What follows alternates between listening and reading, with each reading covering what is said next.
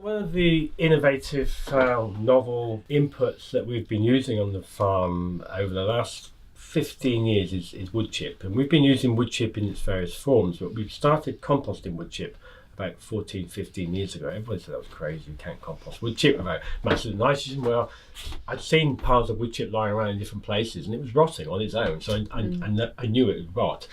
So we started some trials, set up a very large, to us in those days, large trial with about 50 cubic meters of wood chip, and it didn't work very well to start with. It was a bit slow, it was taking a long time, it was a bit dry, it wasn't really rotting, and I thought, well, I don't know what's going on here, so we turned it. So we ended up, after a year or two, of actually managing to produce a very nice compost simply by just growing this stuff up into big heaps and turning it every 3 to 4 months, and that worked fine. And clearly what was happening was a fungal biological process. It had nothing to do with nitrogen whatsoever, so we were quite happy it worked.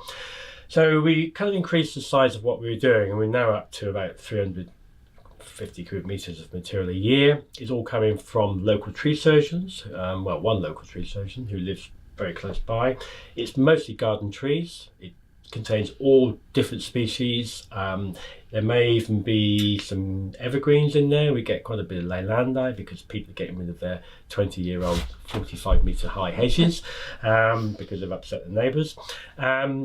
We generally limit evergreen to no more than about 30%. Over 30% we start to run into problems because of the turpentines and the phenolic resins which softwares contain. But other than that, any other type of tree seems to rot perfectly. It doesn't matter what it is. We've had holly, we've had laburnum, also evergreens, but they rot. Oak, ash, everything. It all goes into the big pot, gets mixed up with a loader, and produces a fantastic product. So we're using that in two ways. The first way is really through application to the field where we grow vegetables. We have 20 acres almost of vegetable, and it's used as a fertility input, if you like, although we don't really consider it to be a fertility product. It's really a biological product, so we're not looking at the NPK particularly, although it does have some nutrients. It's quite low. We're looking really more at the biological activity. That's the important part. So it's really a way of inoculating the soil. It's a way of improving and reintroducing a whole range of bacteria and fungi which we've probably lost over many years of farming. Given that we've been in the same field growing vegetables for 30 years, it's a pretty good trial. You know, we have a rotation there. It's a stock-free rotation. We have no livestock at all. So this is an adjunct, really, to what we were doing previously, which is based primarily just on green manures and no inputs whatsoever. You know, we've had nothing coming into the farm from outside for 30 years, apart from this wood chip. So it's been a very useful trial in that we can see some really significant changes in soil fertility structure.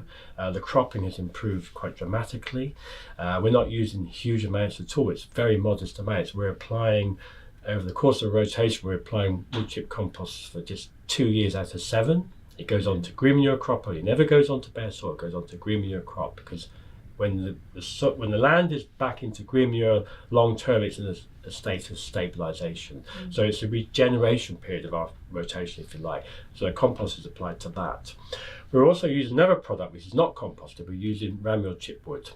So that's pure, uncomposted, fresh wood harvested in the winter with no leaves. We're using that also as a fertility input, and we're comparing the two to see how they work out. That's a trial we do with ORC.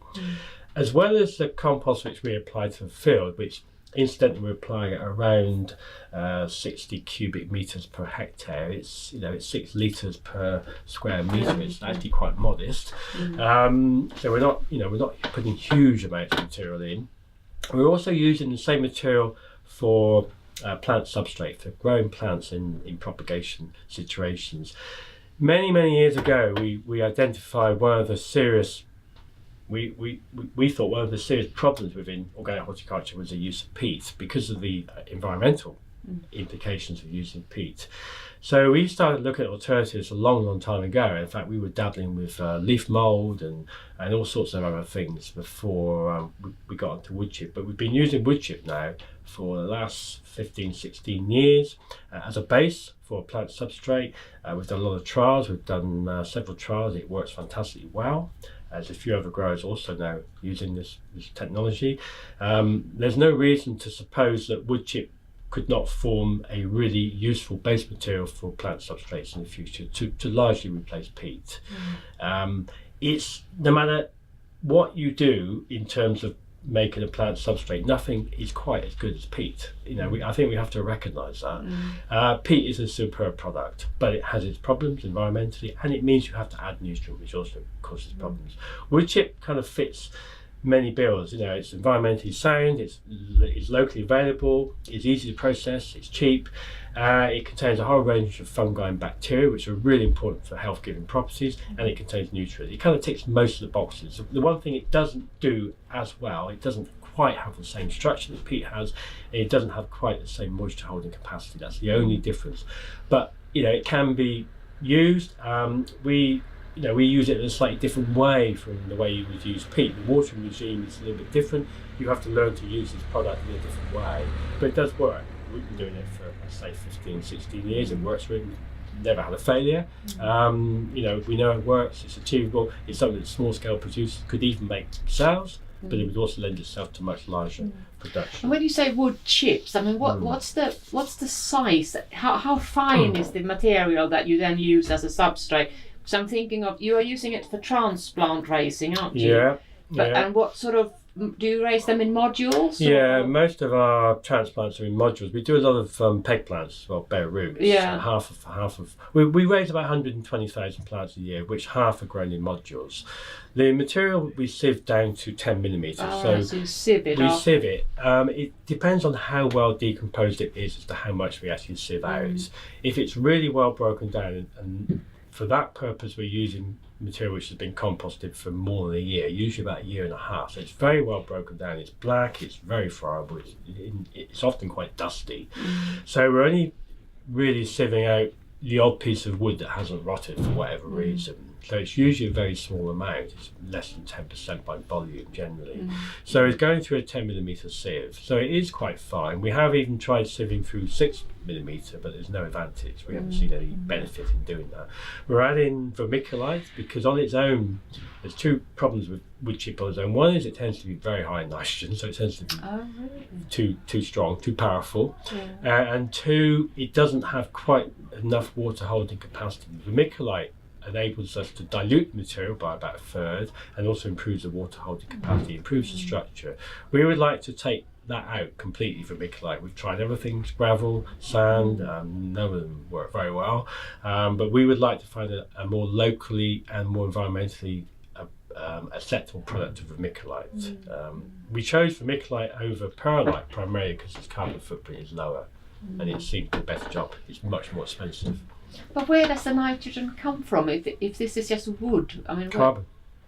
It's the process of carbon, decomposition of carbon. Right, so there's just the nitrogen that is in that. I mean, the nitrogen is very high. I mean, you need to look at the trials work we did here with the Dutchley trials, where we have nitrogen levels up top of the scale.